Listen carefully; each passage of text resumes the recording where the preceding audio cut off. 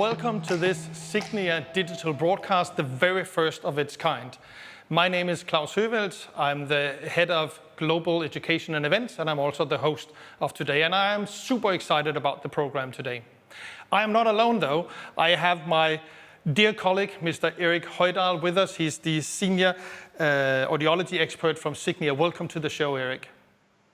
Thanks a lot, Klaus. I'm very excited to be here. It's a very unique event, so I'm really looking forward to getting started. Yeah, me too. And due to these COVID-19 times that we are experiencing at the moment, we are practicing safe distancing. I am here in Copenhagen, and you are safely in Oslo, Norway. Yeah, that's right. It's indeed special times, but I think we're well within the safety regulations for sure. I think so too. So before we get started, I would like to introduce our CEO, Mr. Erik Bernard, who is with us also today. And I would like him to set the scene and welcome all of us to the Signia show. How are you, Erik? Are you there? Hi, Klaus. I'm doing very well. Thank you for asking. Yes, I'm here, of course, very pleased to join you. I'm Erik Bernard, CEO of WS Audiology. We are living through extraordinary times, and for some of us, challenging times. I hope you, your families, your loved ones, I hope you're doing very well, that you are safe. And of course, I hope that your business is going well. As one of the world's leading hearing aid companies, we have very solid foundations and great teams around the world. And whatever happens, we continue to innovate on the Signia platform, mostly from Erlangen in Germany. We're stable and financially very strong. It's important for you as partners that you know that. We launched the Signia Experience platform in the fall of 2019, last year, and the new innovative form factors, Styletto and Silk, in the spring of this year, 2020, when the first wave of COVID-19 started to roll over the world. And we have pushed the launch through, not only because we believe in this fantastic product, but also because we believe in our partnership with all of you. You need great products, and your customers deserve what we think are the most iconic hearing aids that can enhance human performance. I'm very proud about the positive reviews all over the world. We have seen many articles in the US and European press that confirm the iconic innovations of Signia Experience with its world's first acoustic motion sensors, which add a new sense to the hearing aids to help people hear what matters to them the most. And this will be one of the topics for today. I want to thank you for being with us. I want to thank you again for supporting us, being great partners, and entrusting the Signia brand, a brand in which we will never stop investing. Thank you very much. Thank you. Thank you, Erik. So for the next couple of hours, we will talk about consumer-driven innovations as a value driver for the industry. We know that with the experience platform, Signia has taken a huge leap beyond letting the hearing curve define the user. And through iconic technological advantages, Signia has enhanced hearing solutions in every aspect to truly see and understand the individual wearer. We will discuss how the introduction of motion sensors, the dynamic sound processing, the Signi Assistant, Telecare, and of course also the new and improved face mask function 2.0, and our breakthrough form factors are meeting consumer needs and creating new categories for the industry at large. So, Erik, I wanted to start with you with an overall question. If I look at the hearing aid industry, it seems that the focus has been very much on products and technology, and maybe not as much on consumers actually wearing the hearing aids. Can you tell a little about that and the reasoning behind this? Yeah, well, we obviously need to look at technology and products as well, but I think it's where we as an industry had to improve on was truly seeing the individual beyond the average. And by that I mean, like, who are the ones we're actually fitting it for, and what are all the variances on the preferences and needs and desires for all those people. So to really to zoom a bit more in on the individual is something where I think we still had a long way to go, and we do a huge step now with the Experience platform.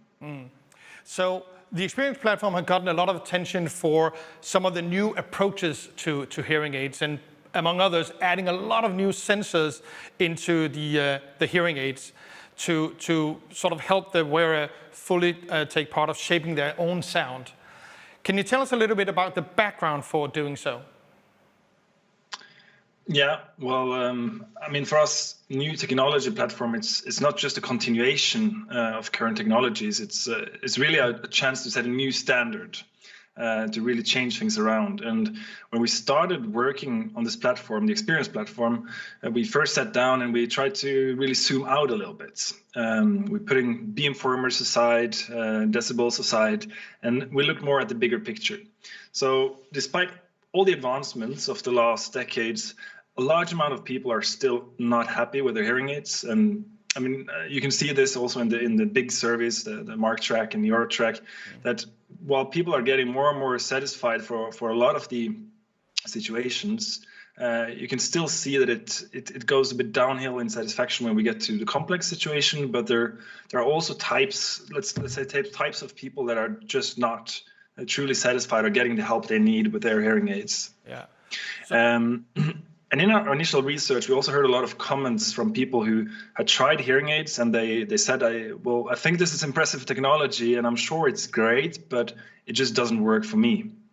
So they had very specific situation where the hearing aid just didn't work for them, or it was just didn't feel right for them. Yeah, so basically, if you're not fitting you could say the average or the industry norm, then you're not really satisfied. Is that what you're saying? Yeah, that's absolutely correct. So, but why is this? So we identified basically two big reasons. They're both, I would say, very logical when you first think about it. One thing is, of course, that hearing aids are not smart enough. So the hearing care professional can do an excellent first fit, right? They can do everything correct in the clinic. But as soon as the wearer leaves the clinic, it's really up to the hearing aids to be smart enough to recognize all the complex situations outside in the real world and change the settings to accommodate to them in a good manner. Now, what happens if the hearing aids does not fully understand the situation, or it confuses it with a similar situation? Well, a wrongly labeled situation will, by definition, lead to a wrong output or sound. So far, hearing aids have done a pretty good job in identifying some situations which are clearly distinct, but they've not had the tools to truly see what the wearer is doing in other situations or separate similar situations, so to say. So, for example, if you're walking through a noise environment, or if you're being in one and sitting down to communicate, those are two very different things. And we realized that we needed to make hearing aids smarter by giving it more senses, so to say. And we did this by adding a multitude of new acoustical sensors, but also we finally gave hearing aids eyes, as we like to say, by implementing this motion sensor as a world's first. Basically enabling them to identify better the intent of the user and like I said, separate similar situations that are like the one I just mentioned from each other. So the result is a much more precise and intelligent hearing aid that understands the user's need better than before in that situation they're in. The second part is extremely important, and that's to acknowledge that people are very different. And I think trying to label everyone as like one size fits all, there's an average typical person, and think that everyone will like the same things, it's just not reflecting reality. This might sound a bit strange, knowing how well a hearing care professional can adapt solutions and support to the needs of the individual. And hearing care professionals are excellent in doing that and really seeing the person. But as mentioned, it's not about the hearing care professional. It's really about the hearing aids not being able to do so. The main input a hearing aid gets today is still the same as it was many, many, many years ago. It's a hearing curve. So if you take a 35-year-old and an 80-year-old, which happens to have the same hearing curve, they will be treated identically as soon as they leave the clinic.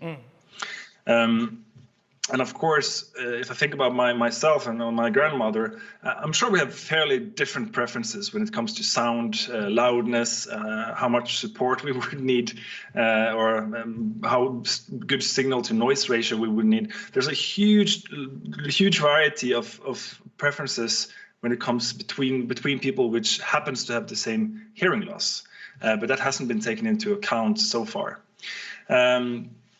But we realized that we really had to address this in a completely new way. So we had to look at what's the latest of technologies that's available, and how can we do this in the simplest manner.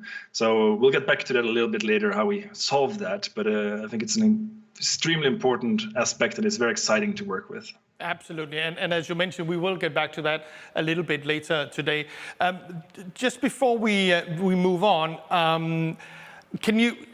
looking forward to hear more about this, obviously, but for now, what would you say the biggest, what the experience platform is really about, in short?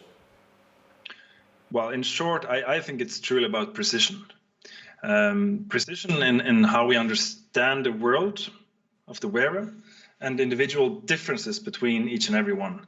So finally, it's also about giving the hearing care professional the tools they need to perfect each fitting. Because we need to go from assumption-driven to data-driven knowledge as a basis for our fine-tunings. And to me, I believe that the experience platform and the Signi Assistant that we'll get back to will stand as a milestone when we truly saw and acknowledged the individual differences and needs between the wearers. Yeah. So if I understand this correctly, and also what you mentioned before, these motion sensors are then a big part of the precision, as you talked about before, in how we understand the world of the wearer. Is that correct? Yeah, absolutely. I mean, if I don't understand your problem, I can't help you. So it's down to the very core of how we can support people best. Okay. And to help us understand this better, we are joined by Brian Taylor, who is the Director of Clinical Content Development and is the leading expert within motion sensors. But before we go to Brian, we would love to involve you, the audience, so that we can have an engaging and interactive session today.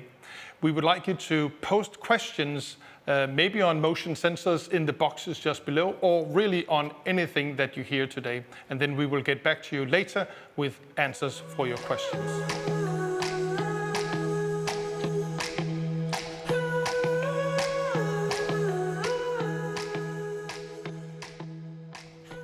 So, welcome, Brian. Thank you very much for joining the show.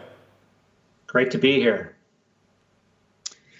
Klaus, before we jump directly to the motion sensor topic, can we maybe just back up a little bit and describe first how traditional noise reduction strategies inside a hearing aid work? Sure, I'd be glad to take that question. Well, I think before acoustic motion sensing technology came along, hearing aids took more of a one-size-fits-all approach. That is, the hearing aid, the noise reduction technology that was set by the manufacturer to optimize speech intelligibility was really based on the listeners remaining stationary, and the background, the talker from they want to listen to is in the front, and the noise that they want to reduce is always in the back and on the sides. And hearing aid manufacturers, sort of were forced to design their hearing aids so that based on the fact that people were sitting still when they were trying to have a conversation in noise. So what are the limitations for hearing aid wearers of the traditional approach?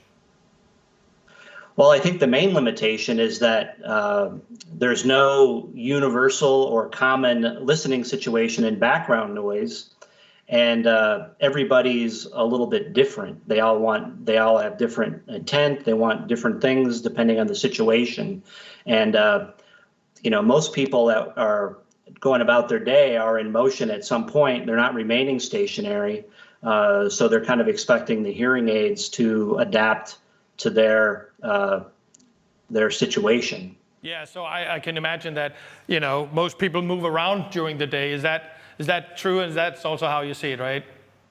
Well, like I said, everybody's a little bit different, but I think there are some studies out there that show that the average person is probably in motion, 1 to 3 hours a day. And in those situations, they might be walking with a friend and they want to be able to hear their friend next to them. They might be in a restaurant when the waiter is moving around and they're trying to have a conversation, and they're also trying to hear the waiter who's in motion. So those are some fairly dynamic listening situations where a person is in motion. And I think for anybody, those can change from moment to moment. People want to be able to walk, talk, and listen more or less at the same time. Yeah, and I think you say something there that we don't even think about that much, how often we actually move throughout the day, all those small little walks in between places, right? Now, how do acoustic motion sensors help in these more active listening situations? Well, I think that they take into account that when somebody's in motion, they want the hearing aids to be adjusting or working differently than when the person is stationary.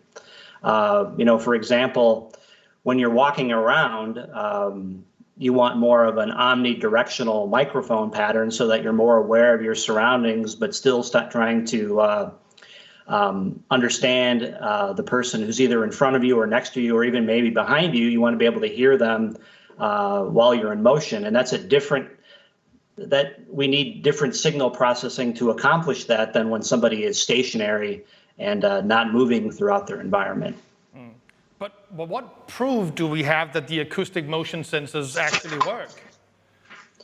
Well, we've done some studies, and maybe Eric, you can speak to this a little bit as well. But we've done some studies that have looked at listening effort and listening preference and background noise, some subjective ratings with acoustic motion sensors on versus off.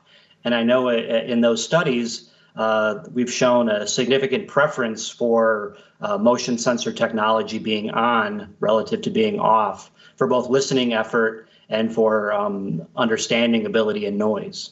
Eric, can you conclude on this?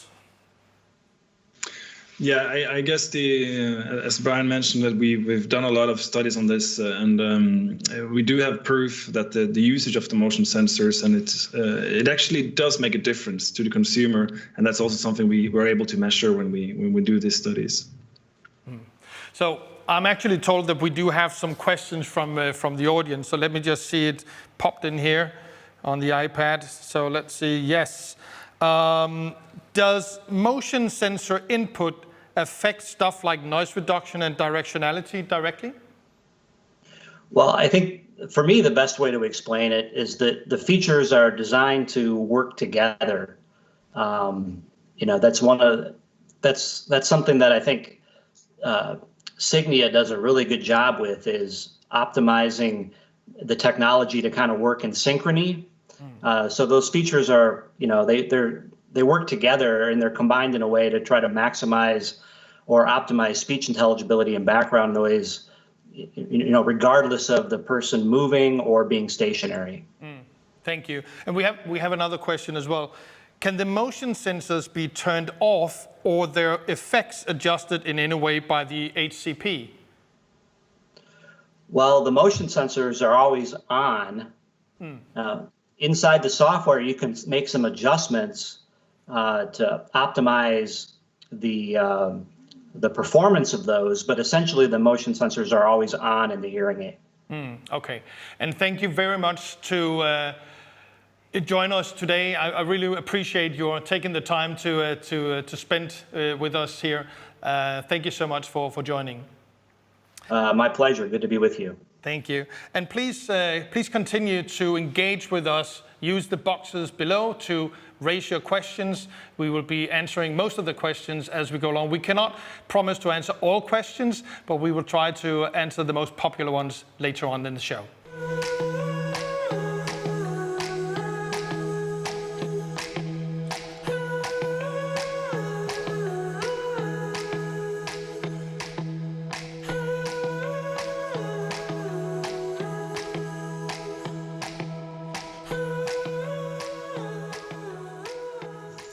The sensors are the input to the hearing aid, and Signia has completely rebuilt its engine to process all of this input.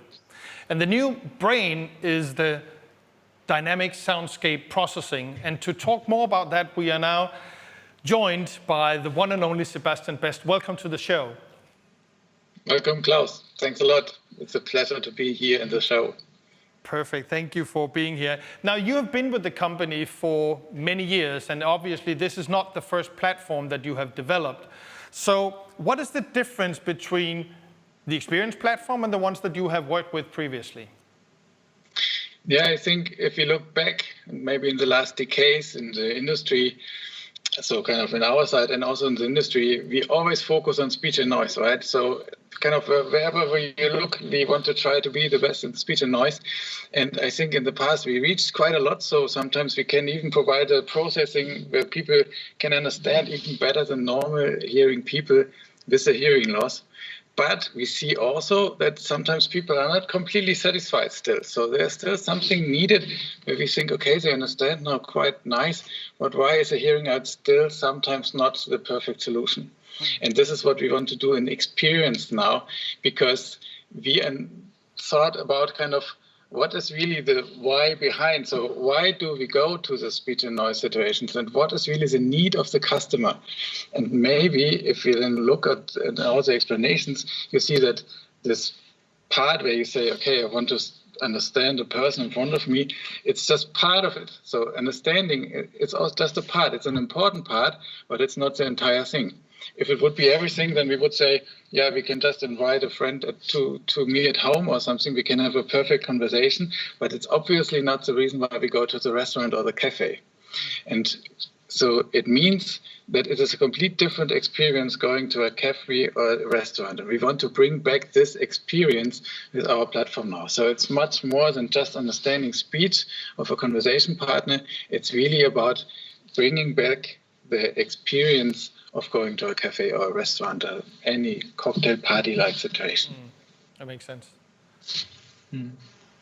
But Sebastian, can I ask you just how can you reach this experience? Like what is actually the difference that you're talking about here technically?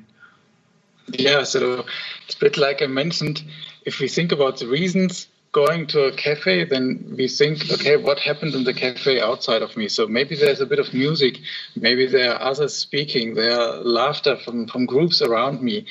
And all these things contain information. And if we want to enhance the experience or kind of recover the experience for some, we need to know about this content of the surroundings. And this means if we look back kind of since years, we all have classifiers in our system. So we can classify a speech and noise situation, for example. But everybody knows that speech and noise can be anything. So it can be you are in the restaurant, can be you are in the traffic noise, on the train station, wherever, and your needs are completely different. Therefore, it's so important now to have a more precise analysis in the hearing aid where we can specify the certain characteristics in the surrounding and also tailor then later the processing to the real needs in every moment. And this moment, of course, can change always because this is always a dynamic surrounding. People start laughing very loud and maybe in the next 5 minutes a group goes and then the restaurant is more half full just. And kind of you need to have a different processing. So therefore kind of we call it also this dynamic soundscape processing because in every moment you have different needs. Yeah, you talk about, I guess, precision here, Sebastian, and I guess this relates to to the sensors that we heard about, the motion sensor earlier, but there are also more sensors in play in the experience platform. Could you maybe give us a bit of an insight into how we use this sensor information? Of course, and like you said, the first motion sensor that's very important is, of course, the motion sensor, because here we can first, in a hearing aid, really tailor the processing by the behavior. So it's not only the acoustic input, it's also behavior, because it's a huge difference if we know that a person moves, the kind of is walking basically, then we have completely different needs than in any other situation. So like kind of it can be still, like I said, so it can be still a speech and noise situation, but if you're moving, then you don't want to focus to something in front, you want to have the awareness and all these kind of things. So it's very important. But of course, then we need to differentiate even more, because speech and noise can still be a lot. So speech and noise can be a situation in the traffic noise, or it can be in the train station, or a restaurant, or a cafe, or even a concert maybe sometimes. So therefore if I say precision, we want now really to analyze specific components in the signal, kind of that we really know, okay, this amount of static noise is around us, this amount of modulation is there, or this amount of transient sounds, and all these kind of things, and also this amount of speech and this amount of bubble speech noise and so on, that we know really what is the mixture around us, and then we can much easier tailor the processing later to the needs of the customer, because these needs can be quite individual. Yeah, I was just about to say that I guess people are very different, right? So it's really great that we have now all this knowledge about the situation they're in, and it helps us to separate the situations from each other, as you say, even situations very similar to each other. But how can the hearing care professional help to optimize the sound for the individual patients? Because some of them, I'm pretty sure from experience, you can recognize some people need more support than others. Yeah, absolutely. So it's very often, and it's known since years, that people with the same audiogram have completely different problems in speech and noise. So some even understand well, even if they have a quite strong audiogram, and some don't with a very mild hearing loss. So it's absolutely individual. And to tailor this for the hearing care professionals, we provided a tool, or provide now a tool in our software to make it as easy as possible, because it's just one slider, and this slider contains kind of all the power the new engine has. And the slider is made in a way you can slide kind of to the right. This is the highlight area, or we can go to the left, and it's the awareness, or in the middle is balance. And what this means is kind of the slider defines where it starts to be demanding for your individual customer. So, for example, if there's a customer coming who says, I can cope in every situation, I understand, I just need to have the amplification, and they're just tiny, just really seldom situations where it's really very loud and so on, then I need to have more support because they don't understand. Then maybe this is a typical awareness customer, because then you don't need much support, and we can really allow to amplify the surrounding as it is, just in situations where it's really demanding. Then maybe also where it's really loud and the SNR is really bad, then we can start to attenuate a bit more, kind of with noise reduction or directional processing and these kind of means. But if there's a customer who says always, I can never understand, it's always too loud in every situation, even if I am in a calm cafe and there's maybe just a humming somewhere, and then I start, then this is a customer where we can say, okay, give him more highlight. That means in every situation we attenuate a bit more of the surrounding, always going from things that are not containing information like humming and static things, and going in the direction of also attenuating other voices in the surrounding. But I think that's really cool that you have this incredible, huge engine machine with all the complex sensors and everything, but it's actually simplified into a very easy slider that's approachable for everyone and very easy to use. So I think there's a really cool aspect about the dynamic soundscape processing. Klaus, I would maybe, while we have Sebastian here, do you have any more questions on this topic? Yes, Eric, I was actually just opening up the iPad here to see if there are any questions, and there are questions. So first question is, what input is being analyzed and what parameters are being changed in response? Yes, very good questions. I think that I explained already that we want to analyze our surrounding more precise, and therefore we have all the sensors. I think I talked about this, but we often get the question also, okay, what's then the effect on it? So kind of how do we process then the surrounding? And here we use all this sensor data to control the amount of attenuation in our surrounding. And this means basically, these are the traditional tools, kind of directionality is one tool and the noise reduction is the other tool. But of course, these are just the headlines. We have this directional noise reduction, and we have also this monaural beamforming and the binaural beamforming. So there are several tools that we can then control. And of course, kind of if you are a person who needs more support, so kind of you are on the highlight side, then we would start to let the binaural beamformer, for example, start to support you earlier than in a situation where, or for a customer who is on the awareness side. For awareness, we would say, okay, we use these strong tools just in situations where it's really needed, where he is really needing it. So this is the difference. So it's all about the control of noise reduction algorithms and beamforming algorithms. Okay, thank you for that. The second question that we chose here is, can the effect be adjusted or tuned in some way by the hearing care professional?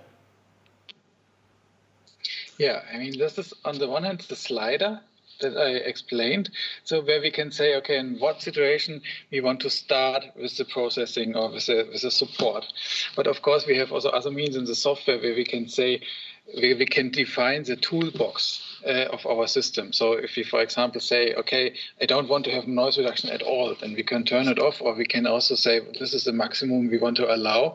And then our kind of toolbox kind of behind the slider knows, okay, the hearing care professional decided not to use noise reduction, so then let's control just the directionality, for example. So there are kind of traditional ways in the software to control several algorithms, turn them on and off, and define the maximum effect. And then there's this new slider where you have a combination of all tools available in the platform. Okay, and let's take a last question here. How is this an improvement over the previous automatic adjustment based on the acoustic environment and those of the competitor products? Yeah, I think having all the sensors in the hearing aid, starting with the motion sensor, the acoustic motion sensor, where we can first really detect the behavior of a customer or of the wearer, is unique. And then having the combination with all the other sensors in the hearing aid, where we can analyze the situation much more precise than ever, I think this gives us a huge advantage to all platforms in the past, where we maybe had just several classes, where we can switch between, maybe we can fade between, and then also we started to have maybe mixed classes. But this is all not as precise as we can do it now, where we really know these are the components in the scenario, and then we can see what is needed for these components to make the perfect processing. Okay, thank you so much. And please continue to put your questions to us down below in the boxes so that we can hear what you have of any questions and thoughts, and we will get back to that a little bit later in the show. Sebastian, thank you so much for your time and your very insightful thoughts. It was a pleasure having you with us today.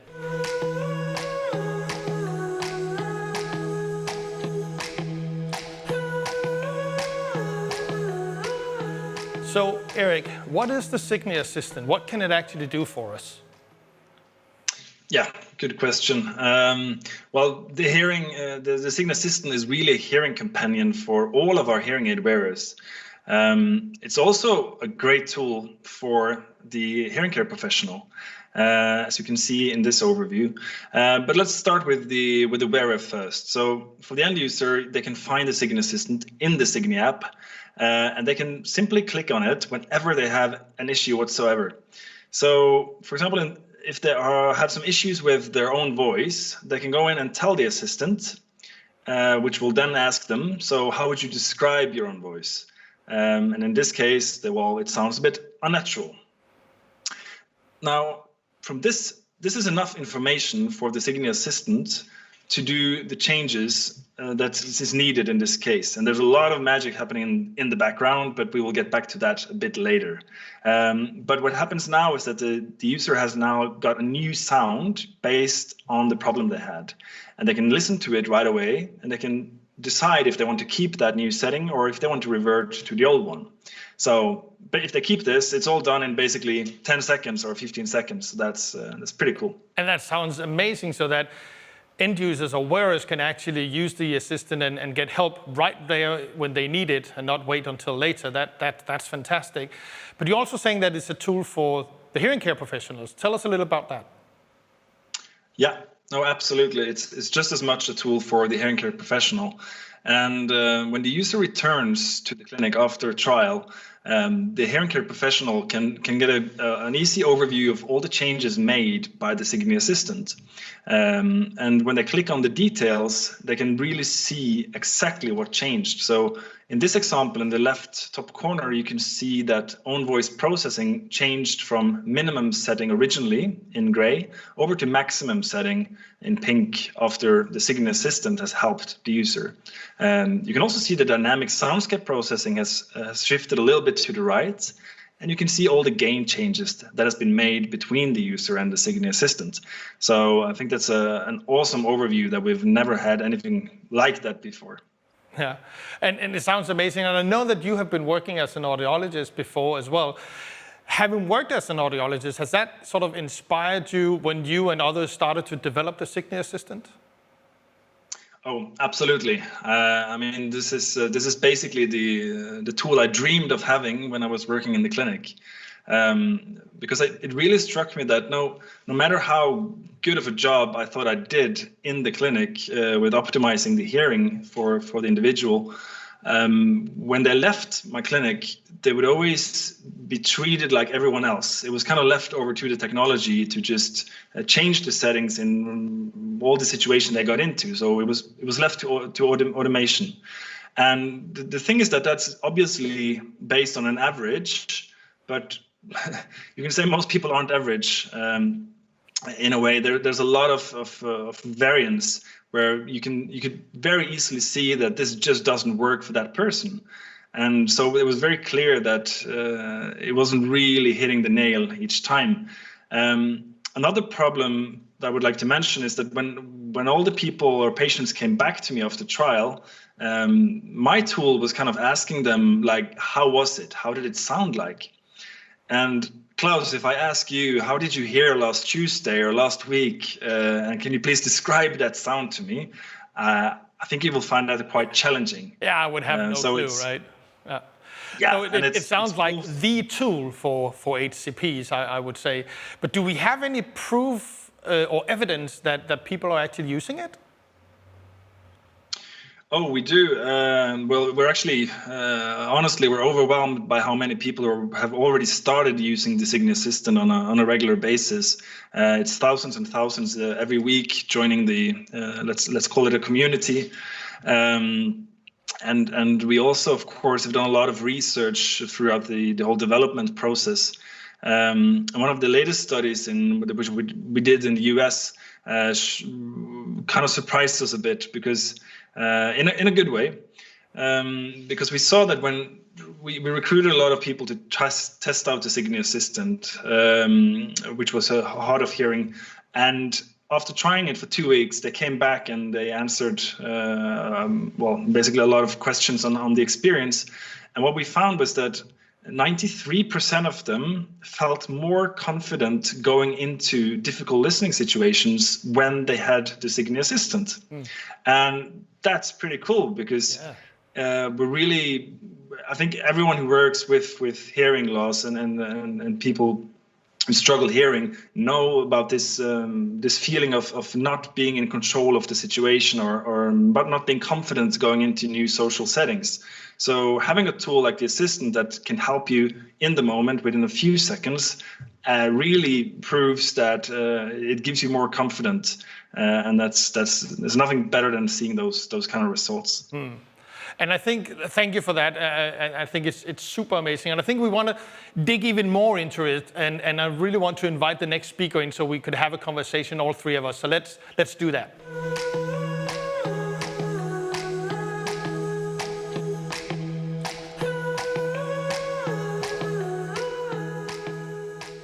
Welcome back. And before we invite someone in the studio, Erik, you had a question for me before. You asked me to describe my hearing last Tuesday, and obviously that's difficult. But why is that a problem? Well, it's a problem because that's basically the feedback that a hearing care professional gets after a trial. And based on that, you're supposed to, optimize the hearing to that person. So when the person either can't remember properly or have the language to describe sound as well, that means it's not a very precise feedback to base all the optimization on. And that's really what we're addressing with the Signi Assistant. Okay, thank you for clarifying that. So let's welcome our next guest. Hi, Mark. Welcome to the show. You are one of the brains behind the Signia Assistant. You have been developing the Signia Assistant. What is the magic behind Signia Assistant? Well, as Erik just told, the idea behind the Signia Assistant is that it can basically mimic, in a way, these kind of fine-tuning steps that the hearing care practitioner would also do, and for that, it needs to do actions like increase the mid frequencies, or adjust the own voice processing strength, something like that, and what it finally we come to 70 different solutions that it can apply. That's a lot of stuff, and of course it has a high number of dependencies. So from basically, in which hearing loss has the person, which is the problem description that the person is having, and so on, all these kinds of stuff. So what we wanted to do is we wanted to have a big kind of magic, a big kind of dependency that feeds all these kinds of things into the most probable, most likely perfect solution. And in order to do that, we used machine learning.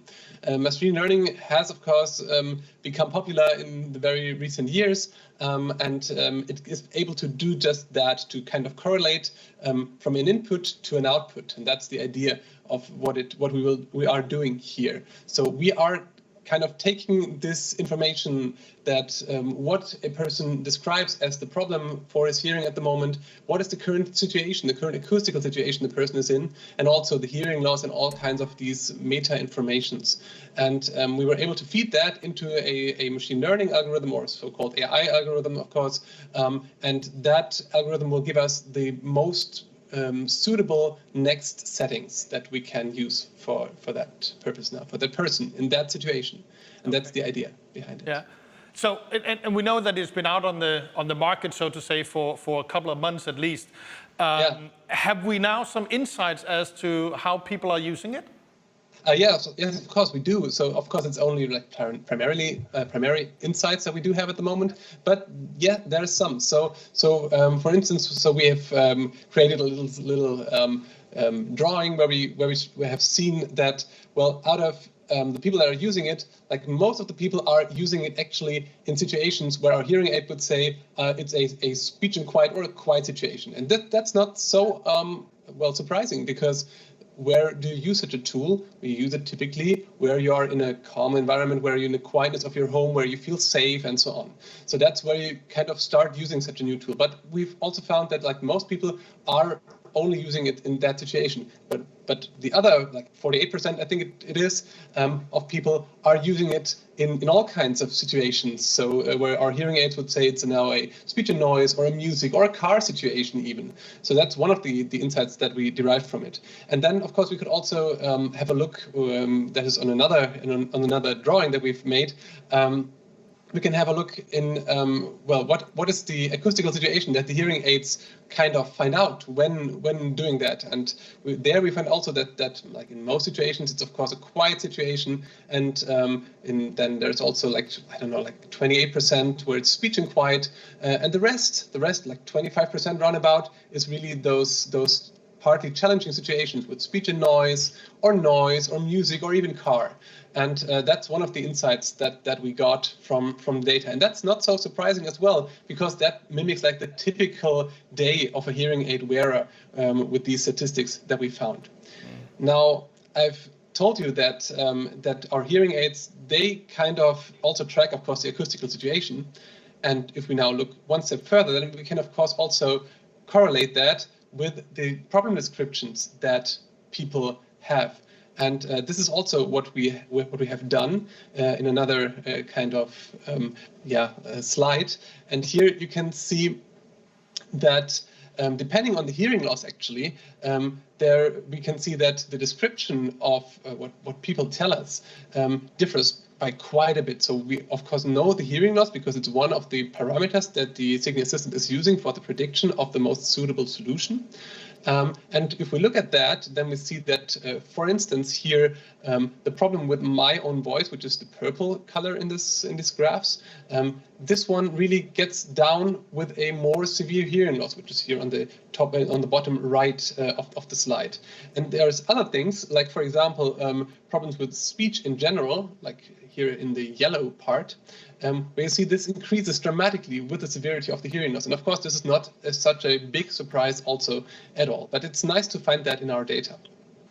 And then we have another analysis, and this other analysis is telling us, so in which situation people are.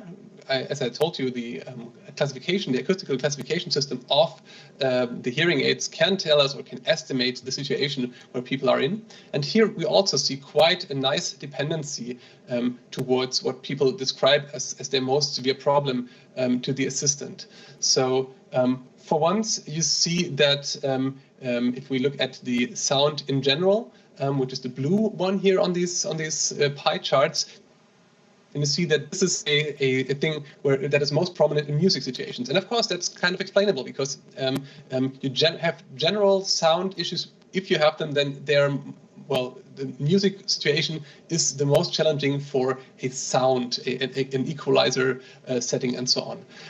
And then there's other things, like also here you see, for example, speech in general. Speech in general is really not an issue if you are in a music situation, if you are in a car situation, and it's much more of an issue if you are in a speech and noise or speech in quiet situation. Also, if you look at the red bar here in the pie chart and the red pie part, then you see that this is at rather low to moderate values whenever you are in noise or in quiet, but it's much more severe if you're in speech and noise or even in speech and quiet. So I think that this is kind of giving us a good feeling about the data that we've collected, and also, of course, that sets the base for our future work in this domain. So really to be able to fine-tune also the Signia Assistant and also to do that. Yeah. Yeah, and I think another good point there is that this is probably the biggest study ever done with hearing aids and real people in the real world. And it's in its own way, it's fascinating how we're actually kind of testing all the hypotheses that we have about the hearing solutions out in the real world based on how people actually use it. And as you show here, Mark, the data correlates very nicely with kind of expectation or logic, so to say. But what do you think of for the hearing care professional? How does this change things? Do you have any view on how this might be a bit different from how we approached hearing aid fittings before?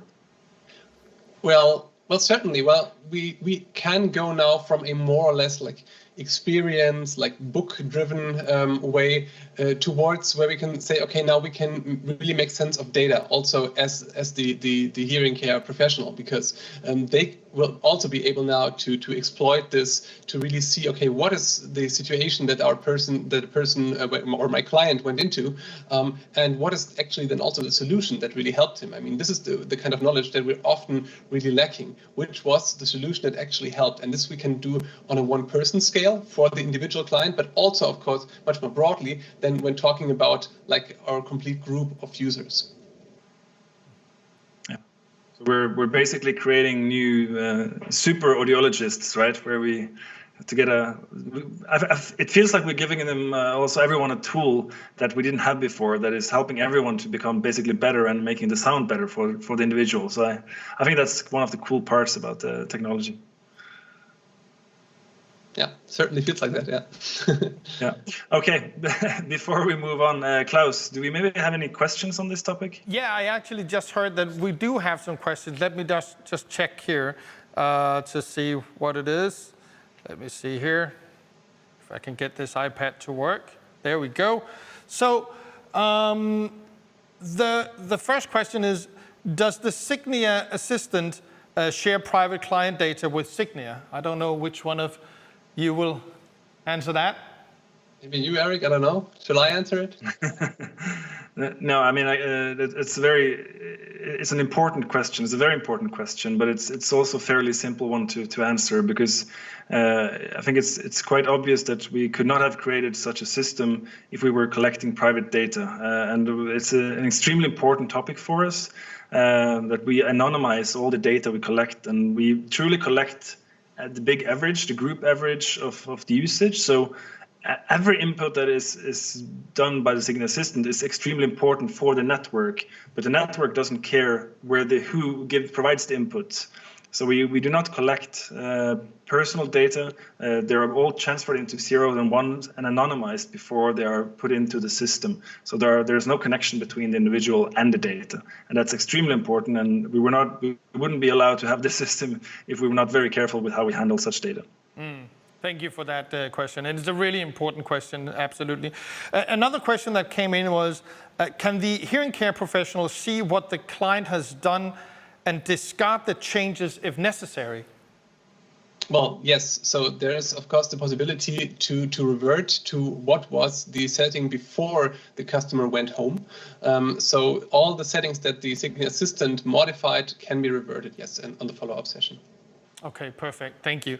And I think just the last question for this segment here, what does the Signia Assistant do with the hearing data it collects from individuals about their preferred solution for a given problem? Yeah, I would hand this over to you, Mark, but I think it's a little bit related to what I just answered first there. But of course, we do want to know the preference of the individual. So that is actually stored locally in the app on the phone of that user. So you can see it in a way that we create sort of a filter, if you want, for that user that is applied to the global network when we gain a solution. So it's detached from the person, but each person has their own profile, which the Signia Assistant uses as a basis for finding the best solution for that individual based on their preferences and history. Yeah. Yeah, as you said, so it's always a combination of like individual factors that we have on the individual phone and that are kind of post-processing towards what we get from the network that we have in the cloud. And of course, we want to utilize that knowledge also from the individuals to improve the grand average prediction. But that's really not the individual's data, but it's really just basically what we use then for the training in order to make the overall solution better. Okay, thank you so much for that. And please keep engaging with us throughout the show by putting your questions in the boxes below, and we'll make sure to answer the most popular ones as we go along in the show. Thank you very much for your time and participation, Mark. Yeah, thank you. Thank you for having me.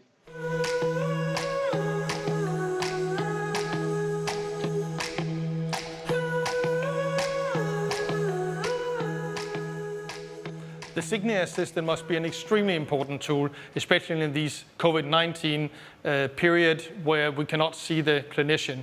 But there are more things complicating our lives at the moment. This. So how is this affecting people with hearing disabilities? So to talk about this, I have asked Mr. Eric Branda to join us. Welcome to the show, Eric. Hi, thanks for having me. Absolutely. So tell me, with all the changes related to COVID-19, what impacts concern you the most as an audiologist? So unexpectedly, I didn't think communication would be as big of a challenge, but it's something we're seeing as an extremely difficult challenge. Communication, speech understanding between people. Yeah. So what exactly is affecting the communication, do you think, in more sort of details? Well, there's three things I looked at, and you highlighted it specifically when you put your mask on. And that's with the mask on, we start to lose some of the high frequencies that are important for clarity and distinction in speech. We lose the visual cues of the lips. And then if we think about some of the social distancing aspects, the farther we get away from people, that has an impact on the sound as well. Okay.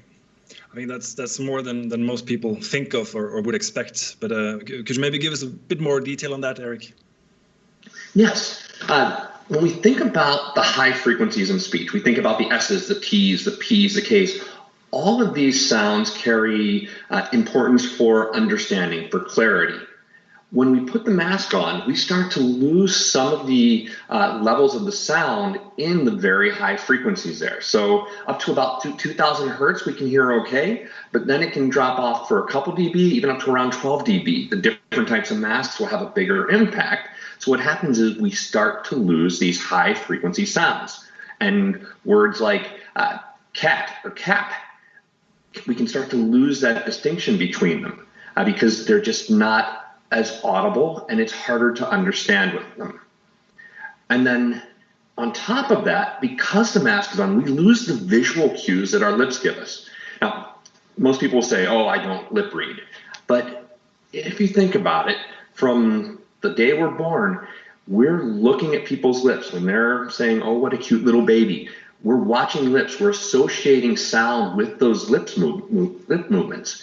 So we learn to make that association. We learn to get better clarity when we can see the lips moving. In fact, there's some studies that have shown an improvement in speech understanding and noise with the visibility of lips as opposed to without the lip cues. So when we put that mask on, we take that away. It makes it more challenging to know what somebody is saying because those lips aren't complementing the speech, which interestingly, a lot of the sounds we see on the lips are those same high frequencies that we're not hearing with the mask on. So just these two pieces together make it harder. Klaus, when you put your mask on earlier, you started to sound a little more muffled, and that's the experience of having the mask on. And then on top of those, we make it even more difficult by having social distancing, which is very important. We want to have that distance. But every time you double distance from someone, you lose about 6 dB of the sound. So if we talk at a normal, basically 1 meter apart from one another, as soon as you go to 2 meters apart, which in many places that's kind of a norm for distancing, you've just taken that speech level down another 6 dB. So if I think about speech understanding in a noisy situation, with the mask on and with the distancing in place, I can lose about 2 to 12 dB, depending on the mask, of the high frequency sounds. I can lose another 2 dB of speech understanding just by not having the visual cues. And then I can lose another 6 dB overall by having the sound softer because the speaker is farther away. All of this compiles and makes it more difficult.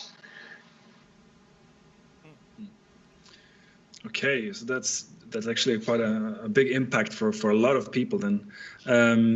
What should people do about this? So I think what's important for people to do is first just be aware of it.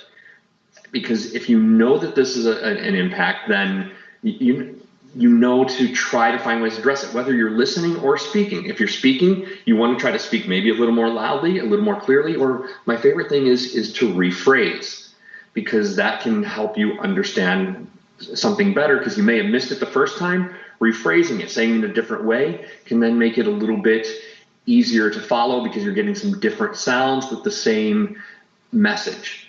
Because this can affect people with normal hearing, it can affect people wearing hearing aids, and it can affect people with undiagnosed hearing loss. Everybody can find some way of being affected by this. In fact, I was just in a grocery store ordering a birthday cake for my daughter, and the person on the other side had a mask on. I had trouble understanding her. I was trying to lean in and listen, asking her different ways to say it just to understand better and make sure I was ordering the right cake. All of this gets difficult and all of this gets challenging. And if you're finding that you're having more challenges, maybe you have an undiagnosed hearing loss. So it's very important to get your hearing checked if you're noticing increased difficulties. And then for those people who do have hearing aids and are wearing amplification, it can still be difficult, but we have found some ways to try to help out with that better. And I guess that's the face mask mode from Signia, right? Exactly. The face mask mode is a great way to help do this, because the face mask mode is built into the Signia app, and it's an easily accessible little icon there. And when you press it, what we do is we increase some of those high frequencies so we can help give some added amplification in those areas that are most troubled by the mask. We can also do some things to help cut down some of the background noise, increase some of the focus on who we're talking to, because again, noise is always going to be the biggest challenge as it's trying to mask and cover the speech. So if we can help cut down some of the background noise, improve those high frequencies, the audibility for those high frequencies that we're missing, and really let us focus on our communication partner, this is a way to really help somebody understand with these difficulties. Because with everything going on, communication shouldn't be one of our challenges. I fully agree, but sometimes we also need that personal support, and if you cannot do that face-to-face, then there are other options. So in order to tell us a little bit about those other options, we have invited Louis Richter. Are you with us, Louis? Thanks for having me. I'm here. Thank you. Hi. Perfect, and thank you so much for joining. Tell us a little bit about, if we cannot meet up with our clinician, what do we do? Well, there are several ways how you can do this. And of course, there's also a way to do this remotely, to get in direct contact with Signia Telecare, of course. So how have you seen the Telecare, so to say, develop through this pandemic? In between the time from January on and beginning of February, it was quite quiet still. Then by end of February, it really was high demanding feature and service, and we got lots of requests from all our markets since the pandemic got more dramatic in many countries, lockdowns arriving and so on. And this reflected in a giant leap of numbers of new registrations, of new hearing care professionals coming in as users, but also the number I look at the most, new patients. So by average, we got thousands of new patients per month, and this was really, really a challenge. And the high number of patients and this real hockey stick giant leap, you can say, is the push from patients, because they do have a need for remote care and for their hearing care professionals being there for them in these times. Okay. All right. Well, how about the commercial impact? I mean, how did Telecare contribute here? Well, commercially wise, we saw Telecare reflect quite good and be adopted by larger customers, but also independent sector. And in both ways, we saw some commercial impact. So there are new ways, especially in the US market, where we look into new business models, the so-called zero or one visit journeys, where I think it says it quite clear, patients are not able to visit, and you need to find a way how to interact. And this paid off for WSA business. Then we also do have a larger customer, which celebrated the first 1,000 clients in Telecare in these times. So this counts for patients asking for such kind of service. And really, hearing care professionals, they look, and big businesses and also independent sector, they look for ways to do business and stay in contact with their customers. So this was quite something we saw as a commercial impact. And especially from the German market, I gathered some success stories, and I asked 4 of my key independents from the German market, hey, how you get along in these days? And they told me, since patients were allowed to again move into the shops, they still benefit from Telecare, like having this online, offline, choose for the patient which kind of service he wants to use. And then now that we're back to lockdown, when it was more restrictive, it was this kind of digital service provided to the patients, saving lots of business. So it's all about staying in contact and giving support to clients whenever needed. And of course, then we have the large aspect of virtual appointments, right? So lots of virtual appointments were taken. Maybe it's just to ask, hey, client, are you okay? Do you need anything? Maybe remote tuning, maybe some advice, just being there for you in this critical situation. That's really good. Well, thanks for that. I also wanted to ask, are there any, since Telecare has been in the market now for quite some time, Lewis, but are there any new features that you can tell us about? Is there something new coming that you can reveal? Of course, I can reveal a bit and do a kind of a pre-announcement. With the Connex 9.3 version, we will enable the so-called remote in-sitogram. So in-sitogram measurement is a feature quite well known in our fitting software, but in the combination with Telecare, this will be available also remotely. So this means you can do even a remote first fit if you like. So this also means we change the procedure to be in line with the current situation.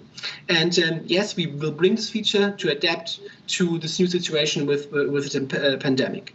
So what in-sitogram means in detail is you can measure the hearing thresholds remotely via the Telecare connection, via this live remote tuning, which is part of Telecare, via the client smartphones. You sitting in your practice in front of your fitting software. And then the thing is, in-sitogram doesn't replace a standardized audiogram, that's for sure. But you can individualize existing audiogram data, and as said, with in-zero hearing thresholds measured, you can also calculate then the first fit. And this is really something, because imagine, maybe you have a basic audiogram, maybe taken from an online hearing test or stuff. You can take this as a basis, then get in contact through Telecare and do all the measurements with your patients, and then providing a really calculated first fit. So how does all of this come together? So the thing is, maybe we should zoom a bit more out, right? Signia provides some technical service, some digital stuff, and maybe let's have a broader look at all this. So the goal is to have convenience for our customers and for our clients as well, for the patients, as we provide leading remote assistance, right? So speaking of the assistant and Telecare, we have like the automatic way how to help the client and the traditional, more personalized service using all the digital stuff to stay in contact. And this gap we close by having assistant and Telecare in the same place. So assistant still is the 24/7 support to provide minor changes for the patient. And with Telecare, you can arrange virtual appointments. And in just 10 minutes, your client can learn about the hearing instruments to become familiar. He can provide feedback. He can communicate with you via choice of text, voice, or video, and also do a quick chat. So this means looking at automatic and traditional, filling the gap, we provide a full feature set and, of course, a leading and full remote assistance. Thank you for that elaborate answer. I know that we do have some questions coming in from the audience, so let me just check here and see if anything has come in. There we go. I think that the first question is here. That is, I guess, for you, Eric. Face mask, the face mask mode, what parameters are changed and how are they accessed? So the changes we do, we've been doing it at an increase around 2,000 hertz and up. And just recently, we're now introducing a little softer amplification around 2000 because that's not as affected by the masks, but still keeping those higher frequencies up around 4,000, 6,000 hertz, giving them a boost to really make sure that audibility is there. And it's easily accessible with just pressing a little button in the Signia app right next to the volume control slider in the app. Fantastic, thank you so much. And another question, is Telecare secure in terms of data sharing and privacy? Well, that's a question asked quite often, especially in the German market. Yes, we are. So we are conformed to the GDPR standard. Yes, we are. And then you have to see, there is kind of data transmitted from the fitting software to Telecare system, but we can't see this data. It's anonymized. And the hearing care professional can do, and there are just some parts transformed like name, surname, and type of hearing instruments. But again, this is visible to hearing care professionals as they open their accounts and check for their patients. Okay. And Another question is, what are the limitations of Telecare functionality? What form factors and what recommended client pool and so on? So we support the whole portfolio of Signia hearing aids, despite the very, very old ones, like I think Binex, for example. And yes, this is a digital service, right? So we recommend when you have a virtual live appointment to be in your Wi-Fi on the hearing care professional side, and at least LTE standard or Wi-Fi on the client side. And of course, always the latest version of Signia, and for the hearing care professional, the latest version of Connex. And then you're good to go. We support over 99% of current iPhones, and from iOS 5 on. And for Android, we are quite limited, but working on. And if there are more questions, we can provide with a list which phones, types, and operating systems on mobile phones are supported. Yeah, there might be some more questions popping into the boxes at the moment, and I think you touched on this last one that I just received here, and that is if the system can be used for initial fitting. You touched upon it briefly before, but maybe you can elaborate a little bit. So initial fitting means like if you do not have the chance to get into a live connection with your customer, you can provide a limited fitting with a so-called forward equalizer. Of course, it's just 4 bands, but you can also solve issues from the portal, from the Telecare portal, which is a website. You don't need to be in your fitting software. And this gives a little help for the moment for the patient whenever you as a hearing care professional want to. So there is no need for this online connected in the moment virtual appointment.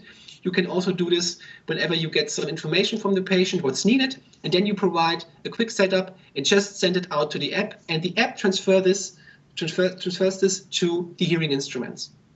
Thank you very much for that answer, Louis, and thank you so much for your participation and being with us today. And also thank you to you, Erik, for being with us today. Thank you so much, both of you guys.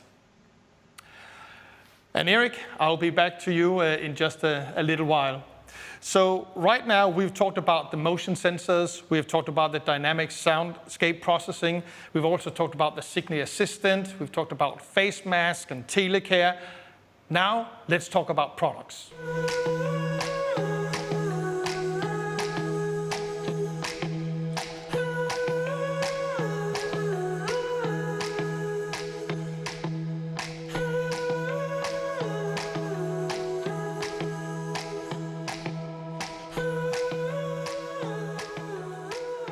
I'd like to introduce Matt Henge, who is a 24-year-old physical therapy assistant and a popular YouTuber. He's not ashamed at all of his hearing aids, and he wants others to embrace their hearing aids as well. For this reason, Matt is one of the Signia Everyday Heroes, a group of Signia hearing aid users who are proud to wear hearing aids and eager to share why others should treat their hearing loss as well. All right, I'm gonna head out for the day. Don't you want your hearing aids? Nah, I mean, what's the worst that could happen? Hey, just so you know, that elevator's broken. Hey, good to see you too, thanks. The elevator's broken. Sorry, what? The elevator's broken. Someone help, I'm stuck in this elevator. So how have you been, man? My girlfriend just broke up with me. Dude, nice. Did you hear me at all? Actually, no. Hey, Matt, that milk's expired. Sorry, what? There's a snake to your left. Sneak to my left? No, there's a Who took the cookie from the cookie jar? Matt, that's dog food. Sorry, what? There's another snake. Sorry, what? There's another snake! Hey, look, I'm sorry, I can't hear you at all, but I gotta go anyway. I'm about to do a Craigslist deal in this sketchy alley. You Ryan? Yeah, are you Matt? Yeah. Oh, nice stuff. All right, what we got here? We got these clubs. And what did we agree on? $15. What? $50? Are you kidding me? Sorry, what? $15. Oh, I thought you said 50. I think this is your turn. Sorry, what? Recalculating. Well, there it goes.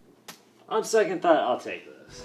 Hey guys, I'm Matt Henge, and many of you already know that I wear hearing aids. And if you didn't know, I wear hearing aids. Let me start by saying Signia continues to just destroy the stigma of hearing aids and what people originally thought about hearing aids compared to where they actually are today.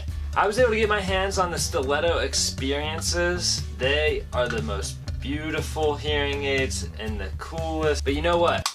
Before we get into this, let me tell you something. These came to me in the mail. I got them out.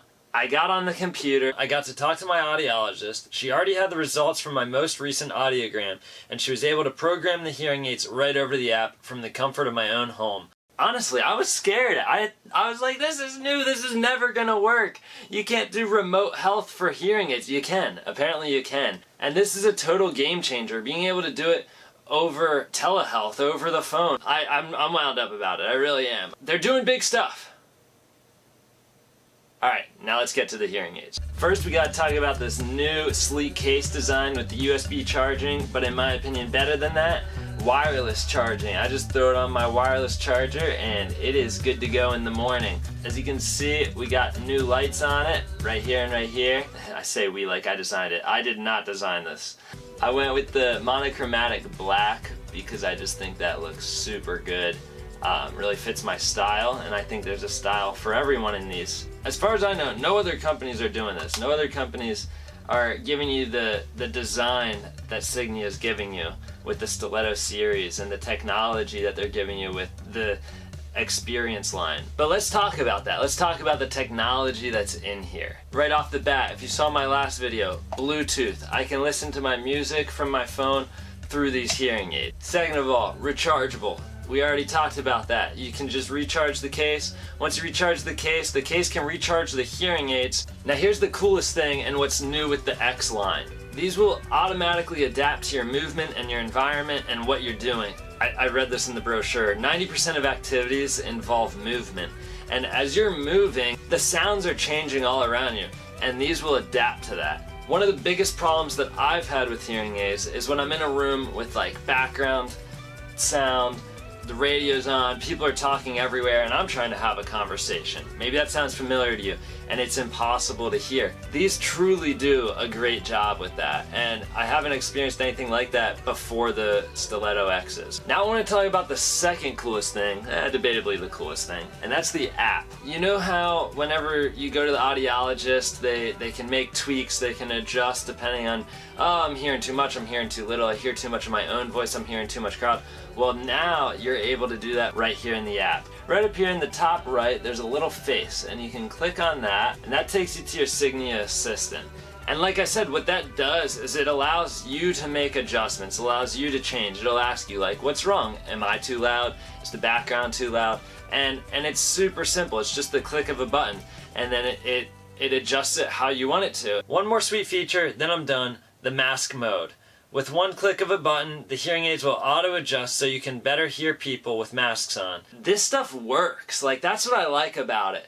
I was apprehensive, I was nervous, but it just works. I get them in the mail. They were charged, they were ready to work. I get on the app with the audiologist, they're able to just program it right through, it just worked. I decided I want to use the Assistant for the first time. Super intuitive, and it just worked. I'm in a crowded room, it just works. That's what I keep going back to, that this stuff just works, and I love it for that. Okay, so let me finish by saying hearing aids clearly aren't what they used to be. And there's no shame in needing hearing aids. A lot of people are hearing impaired but refuse to get them. Don't be afraid to try out hearing aids. So please, don't hesitate, don't be afraid. Just go try. There's no more excuses, guys. It's too easy. They're making it too easy for us.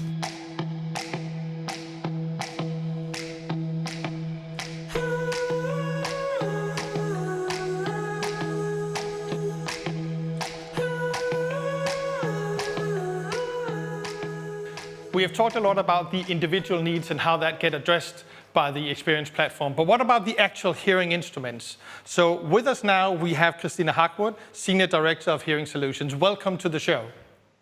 Thank you. And we are very happy to have you here. So let's dig right into it. How important is look and feel for the hearing instrument wearers? Well, hearing aid wearers are just as different as you and I or everyone else. And like most of us, they want to express their personality with what they wear. So looks does play a very important role.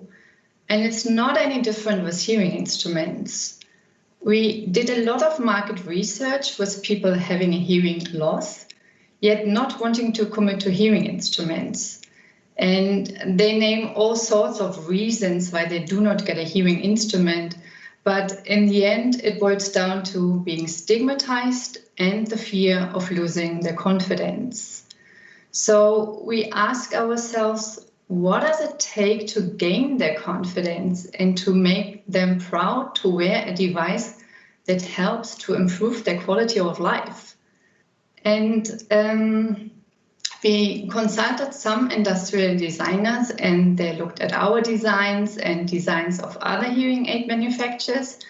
And what they consistently said is that all the hearing instruments look pretty much the same. So to help people express their individuality, we knew we had to make some drastic changes. And this is how Styletto was born. So what has been the reception in the market of Styletto? Well, we received very positive feedback from our customers. Not only does this unique and elegant form factor help to convert consumers who would otherwise just walked out the store, it also had a very positive effect on the overall portfolio offering. We did a market research with 500 subjects in the US with a self-reported mild to moderate hearing loss, but no hearing instrument. And the first insight we gained from this research was the fact that Styletto is an image transformer. In Styletto, we have a solution that helps to overcome the stigmatizing nature of hearing aids. And consumers rated it overwhelmingly new and different.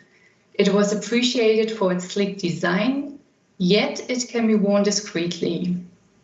The second insight was that Styletto drives traffic to our customer stores. In our study, we asked wearers to choose between two shop windows with offerings of different hearing solutions. One included Styletto and the other did not. 84% chose the offering with Styletto, proving that it is significantly more preferred and in fact generates more leads. And by the way, that interest also transferred into recalls. People recalled it more strongly than any other solution. The third insight was that it helps to convert leads into sales. Consumers were asked in that study to express an interest in which hearing solution they would actually take. And the first offering was without Styletto, but with a variety of standard RIG and BTE form factors. And from this, 24% chose no hearing aid at all. And then we repeated that exercise, but added Styletto as an option. And now only 10% chose no hearing solution at all. So with Styletto as an option, less than half as many went for no option. What we can conclude from this research, Styletto attracts more consumers compared to conventional hearing aids. In addition, 8 out of 10 consumers made a choice to buy a hearing aid, and Styletto was presented as an option. Fantastic. But you just released the third generation of this form factor, Styletto X. So what's new about Styletto X? Well, Styletto X is based on our experience platform, entailing all the great user benefits of an individualized listening experience. We have redefined our design and made it more flexible for our customers to fit the product. It now comes with exchangeable receiver units and different power classes. What I personally like most about the Styletto X is the state-of-the-art charging on the go concept. The charger can recharge the instruments up to 4 times, allowing the user to be 4 days on the go. So spending a long weekend in the woods is no problem at all. The charger next to the beautiful Styletto X hearing instruments is super attractive, very small. You can easily wear it in your shoulder pocket, and it can be charged wirelessly using Qi charging technology. So it's very easy to just charge your charger while enjoying your Starbucks coffee, for example. And I'm convinced that with Stiletto X, we have an offering in place that resonates with the need of most people to express their individuality, to wear something unique and stylish, something they can feel confident with. Yeah, it definitely seems like Stiletto X, that the wearers can wear that with pride. But what about the wearers that want complete discretion? What can we do there? Well, for those consumers, we also have a very attractive offering, our Silk X. It is a very tiny yet full-blown CAC-sized hearing instrument that can be fitted instantly in the ear canal. And actually, we are quite blown away by the success of our Silk X product. So obviously, there's a strong need for such a solution in the market. And also here, it allows the wearer to regain their confidence both in their hearing abilities, but also in their personal appearance, as the Silk X is absolutely discreet. And what I also like about Silk X, despite its very tiny size, we still managed to make it a top-performing hearing instrument with the ability to help people live their life as they want to. So it seems that you managed to create two offerings of a product for those who want to wear a hearing aid with pride and show off their uniqueness, but also for the ones that wants to be completely with discretion, so to say, with discrete hearing aids. That's a fantastic solution that you come up with. Yeah, that's correct. And actually, we are very proud of our achievements to make consumers feel confident and brilliant about themselves. That makes a lot of sense. Thank you so much for your time today, Christina. It was a pleasure to talk to you. Thanks a lot.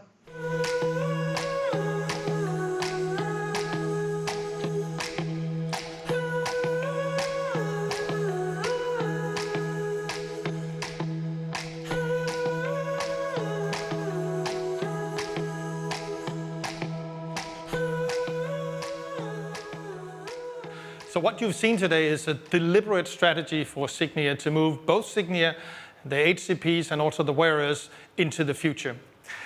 Signia will continue to challenge the status quo with all the breakthrough technologies that you have seen today. And with me now, I have Martin Bartmentlo, the head of marketing, to join us today. Thank you and welcome to the show. Thank you, Klaus. Let's dig right into it. Why should HCPs consider Signia as their preferred brand in their practices? I believe that's because we're obsessed with consumers. But let me explain that a bit later. But first recognize that it is you, the hearing care professional, right, that sit in front of your patients, our consumers, every day, and you fit hearing aids to them and make a meaningful impact into the lives of millions of consumers around the world. We like to add to that, right? And that's where our consumer obsession comes from. Yeah. And I'm using the word consumer and patient, right? Yeah. And there's a difference, right? A patient is a person that comes with a hearing care professional, and the most important element there is the audiogram. Yes. But that consumer is much more than the audiogram. Exactly. We all know that not all consumers are the same. In fact, there's plenty of different types of consumers. Yeah. And it is in recognizing both elements, so understand the hearing loss and working on the audiology, but also trying to understand those other elements that make up that consumer, and also giving the hearing care professionals tools to work on that is what makes us the preferred brand. One example, right, is we found out early on that fiddling around with batteries, right, for elderly people is a challenge. Yeah. And we pioneered, right, rechargeable technologies early on, very early on, and we're the first to introduce it. And right now it's a super popular technology, and we continue to drive the adoption of that technology into the market more aggressively than anybody else. That's on innovation that is beyond audiology. But I think it is important to realize that also in our audiology, we do take into account, right, what is it that is important for this consumer? Yeah. And what is it that the consumer wants to hear? Quite often there's a lot happening around us, right? But right now I want to listen to you, yeah. Right? And that's important. That's because I'm standing still, and now I'm talking, and at this other moment I'm not talking. Yeah. And what we're trying to do beyond scanning the soundscape and analyzing all of that, as you've heard in the other stories, we like to add more information to the machine. right? And one thing we've done is we've introduced OVP, own voice processing. Yeah. The thing that it can do is actually the hearing aid knows whether I talk or whether I don't talk. And as I said, right, that makes a difference as to what is important for me to hear. The other element that we added is, am I in motion or am I standing still? Yeah. That makes also a big difference in terms of, what is important, the spatial surroundings. So we've added acoustic motion sensors, right, to our hearing instruments. And this gives more intelligence, if you will, right, to the machine that needs to classify how to process the sound optimally for me, so that I hear what matters to me. Yeah. In order to do that, and you mentioned that already, is you need to have breakthrough technology. Yeah. And if you want to process more information, you need to have the best chip technology in the world. And I'm very happy, right, that we can offer the latest and greatest chip technology also in our new Signia Experience platform. But you also mentioned it before, and we've been throughout the day, that we want to push the limit, right? We want to sort of break status quo. Can you elaborate a little on that as well? I'm happy to do that. I'm a firm believer that before you start to talk about challenging the status quo, you also need to master the rules of today. Makes sense. Right? That's why I talked also about audiology. So we will continue to push the bar when it comes to the core of audiology as well. But if you want to challenge the status quo, you need to try to understand more than anybody else, right? You need to go deeper. And to do that, we're sending out our market intelligence teams throughout the world to talk to consumers and hearing care professionals like yourselves. And what we invite them to do is not to do market research to validate that what we had already thought of is the great thing to do. There's a lot of market research that does that. I'm talking about the type of market research where we're actually going out there to listen, to be surprised, to learn something that we didn't think of ourselves. And in order to do that, you need to probe consumers, right? You need to keep asking them questions. And at a certain moment, of course, right, they open up and they start to really think with you. And there's one important trick that we then also do. We do not only have people there that ask questions and that listen very carefully. We actually also bring our design director with us. And what he can bring with lots of materials, but what he can do, he can grasp an idea and immediately visualize that, right, for the group. And in this way, we really co-create, right, together with hearing care professionals and with consumers alike, right, new ideas.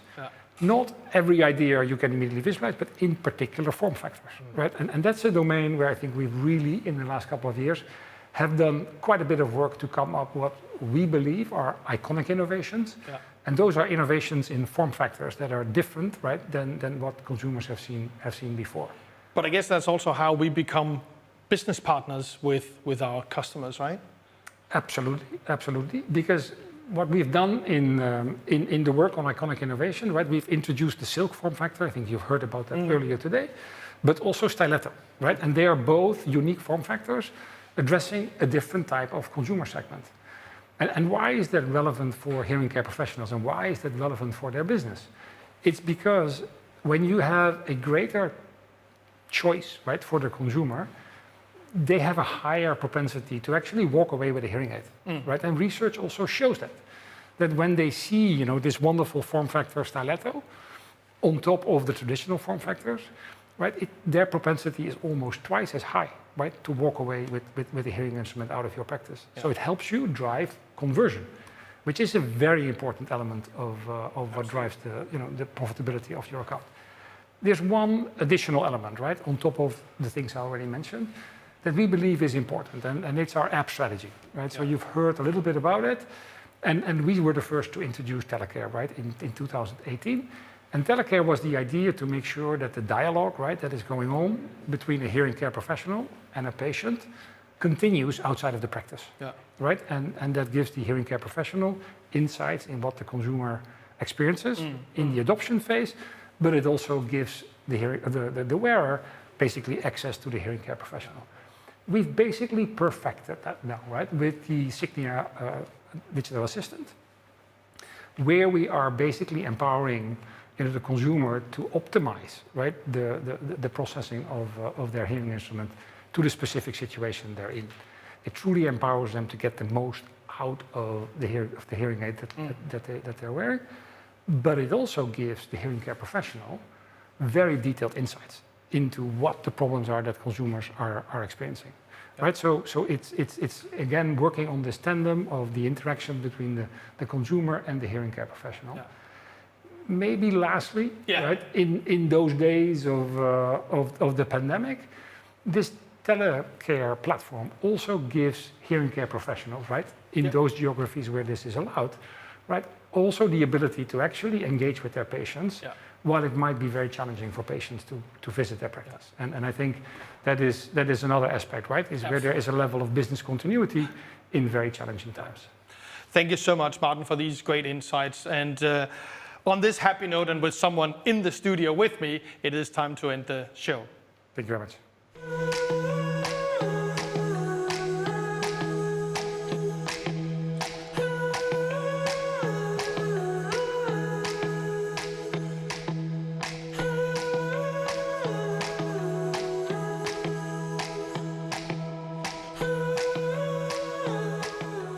So much information during the past couple of hours. Eric, can you try to summarize and take us through some key takeaways? Yeah, sure. I'll give it a go. Well, we've been through a lot. What I would like to maybe say is that we, as a hearing care professional, you are the most important person for those who seek help. You're the ones who see them, you listen to their problems, you help guiding them, finding the right solution, the right products, and you also help them optimize their hearing loss and compensate it in the right way.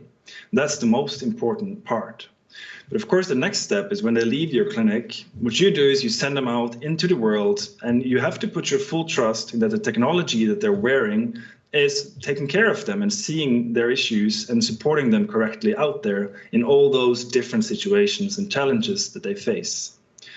Unfortunately, we have seen that probably the hearing aid industry has not been ideal for seeing maybe the individual as well as the hearing care professional has done. And that's really something that we try to change this time with the Experience platform. We've introduced the acoustic motion sensors and a lot of different ways to make the hearing aid much more intelligent and better see the situation that the wearer is in and much better understand the intent in each situation. Because if you don't understand the intent, you will never give the right support. Those two are connected. The second part we've done is a big step for us, and very proud to have introduced the Signi Assistant. Now, we've used the very latest of AI technologies and neural networks that truly becomes a greater engine to support people all over the world, no matter which challenges they might face. And the great thing about this Signi Assistant is that it really empowers the individual to let them have it their way.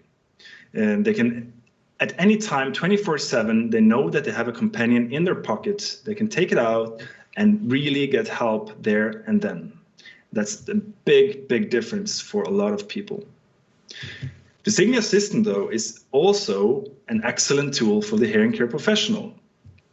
I would probably say that it's the tool that the hearing care professionals have been waiting for without even knowing it. I know it was something that I basically dreamt of when I was working in the clinic, and I know a lot of people will be really addicted to it once you first tried it. It's hard to get let go of that knowledge, of that data-driven insights once you first used it. It's so much more precise than only making the patient answer difficult questions on how they heard last week and describe sound. So that's a big step, and I think a lot of people will appreciate that insight that it gives them. The Signia Assistant is also an important tool in these difficult times when we add it together with our other tools like Telecare, with all the new great features that Louis talked about, and also the new face mask mode that has really been made now to try and help as many as possible through other challenges that was also highlighted by Eric Branda here earlier. So all this comes together as a big package from us, a holistic solution to a difficult situation. And we're very happy that we are able to help so many, and we hope that that people will use these tools, and we can see that they're already being used in a completely new way. Finally, this all, of course, comes together in our products, in our excellent new form factors that enables everyone to find their personal style and not just have to adapt to the traditional form. So people are different, and our job is to provide the correct tool to see that individual and let them be different. That was a great summary. Thank you so much, Eric. And thank you so much for being the co-host for the past couple of hours. I really appreciate it and enjoyed working with you on this.